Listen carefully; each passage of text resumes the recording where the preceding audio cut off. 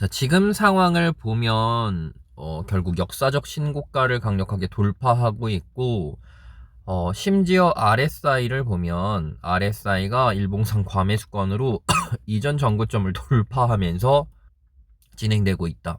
그러니까 강력한 매수세가 들어오고 있다는 뜻이고, 그래서 지금은 상승장이 맞다. 전고점도 돌파하는데 RSI도 강력하게 유지하고 있으면서, 그리고 제대로 된 조정을 지금 아직 주지 않았거든. 여기서부터 시작된 파동에 대해서 제대로 된 조정이 618 조정이 단 한 번도 오지 않았다.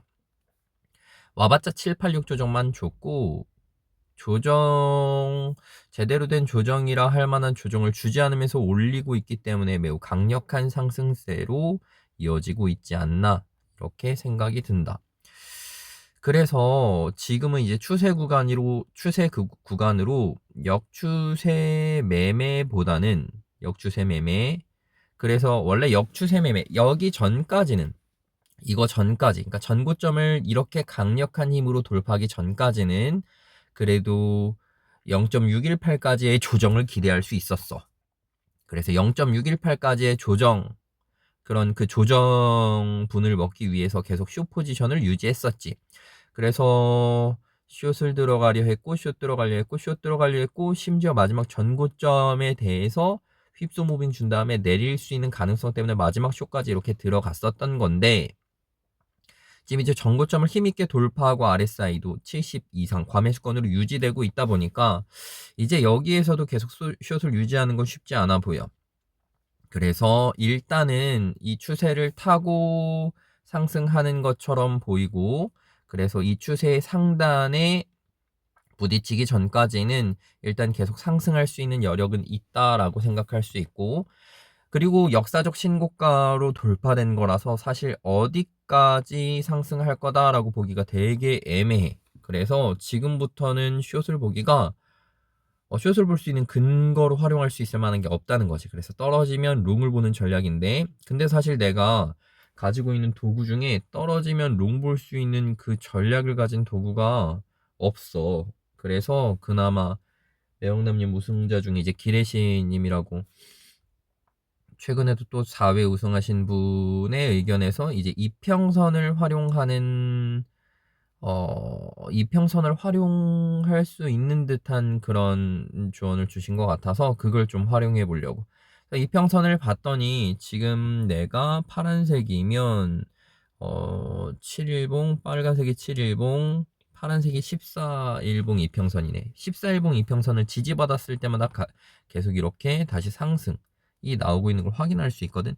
14일봉 이평, 14일봉 이평, 파란색 상승하다가 14일봉 이평을 터치하고 살짝 깬 다음에 다시 급등, 그리고 14일봉 이평선을 여기서 터치하고 다시 급등이 시작됐거든. 그래서 여기에서 추세 상단에서 이제 저항을 받고 가다가 다시 14일봉 이평을 터치하면 다시 상승할 수 있을 만한 근거가 있을 수도 있을 것 같아. 근데 그러기까지 시간이 오래 걸리겠지. 자, 그래서 일단 14일봉 이평선 기준으로 롱 타점을 볼 수는 있을 것 같고, 하락 타점 들어가는 건 매우 위험하기 때문에 하락 타점은 그치. 아예 상방이 열려 있는 상황에서 RSI가 일봉상 과매수권에 진입되어 있는 상태에서 함부로 숏 보면 손절을 나가는 건 매우 쉽거든. 근데 손절이 쉬워서는 안 돼. 절대 손절이 쉬워서는 안 돼. 그래서 지금부터는 숏보다는 롱을 볼 거고, 롱을 들어갈 수 있을 만한 자리가 보이면 들어갈 건데, 그나마 숏 단 하나 보이는 게 이 채널에서 보이는데, 이 하나의 근거를 가지고 숏 보기엔 너무 리스키하고, 그래서 숏은 일단 보지 않을 거고, 롱을 볼 건데, 롱을 보기 위해선 어느 정도의 상승이 이루어진 다음에 여기서 횡보가 이루어지고, 그리고 14일 이평이 올라와서 14일 이평을 터치하는 그 순간에 이제 롱을 볼 수 있을 것 같은데, 그러려면 시간은 되게 비트 기준으로 롱 볼 수 있는 타점의 시간은 꽤 많이 기다려야 되지 않을까. 그래도 뭐 최소 1, 2주 정도는 기다려야 되지 않을까, 이렇게 생각을 한다. 어쨌든 그랬을 때 다시 롱을 볼 거고, 지금은 알트를 좀 찾아야 될 것 같아. 이평수렴한, 그래서 이평선 역배열이 아닌 이평선이 수렴하고 있는. 그러니까 예를 들어 주식 같은 경우에는 정배열로 완전 정배열된 주식들을 찾고 손절 라인 짧게 걸고 들어가는 걸 연습해 봐도 좋을 것 같은데 코인 같은 경우에는 그게 조금 위험해 보여.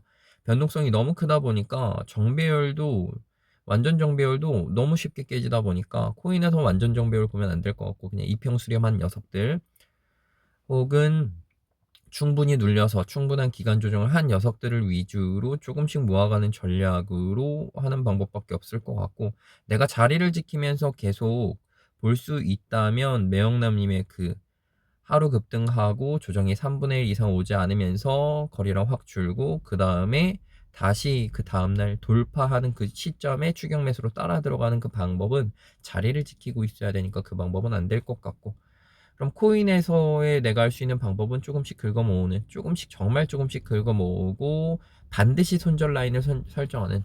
손절 라인 안 설정하면 코인에서 70% 하락은 기본으로 가니까 반드시 손절 라인을 설정하면서 조금씩 긁어 모으는 그런 알트를 그렇게 긁어 모으는 전략으로 가야 될 것 같긴 한데 그것도 사실 발견하기도 쉽지 않고 모으는 것도 쉽지 않지만 일단 코인에서의 전략은 그렇고 당분간 좀 기간을 기다려야 되니까 잠깐 주식 차트들을 보면서 그러면서 추세 좋은 게 뭐가 있는지 재료가 장기간으로 좋은 게 뭐가 있는지 한번 살펴보면서 조금씩 투자 공부를 해나가 보자.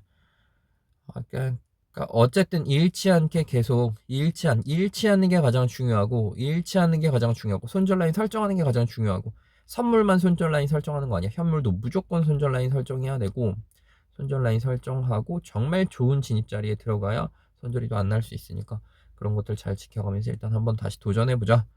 어쨌든 비트 방향성은 일단 상방인 것 같아서 당분간은 상방한 다음에 조정이 일었을 때 14일 이평선 터치하는 그때 이제 롱타점 들어가 볼까 생각 중이긴 한다. 일단 관망.